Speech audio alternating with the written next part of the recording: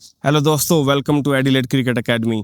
ACT और New South Wales की जो क्रिकेटिंग कंडीशंस हैं दोस्तों, वो हमारे होम कंट्रीज़ यानी कि इंडिया और एशिया की जो कंट्रीज़ हैं वहाँ की क्रिकेटिंग कंडीशन से काफ़ी मिलती जुलती हैं।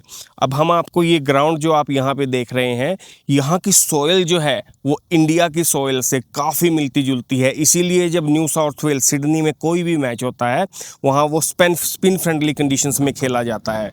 तो अगर आप इंडिया से या किसी भी एशिया के किसी देश से यहाँ आके ऑस्ट्रेलिया में अपनी क्रिकेटिंग स्किल को अपनी होम कंट्री के लिए इम्प्रूव करना चाहते हैं तो एडिलेड क्रिकेट एकेडमी के एसीटी और न्यू साउथ वेल्स के ऑफिस से संपर्क करना ना भूलें।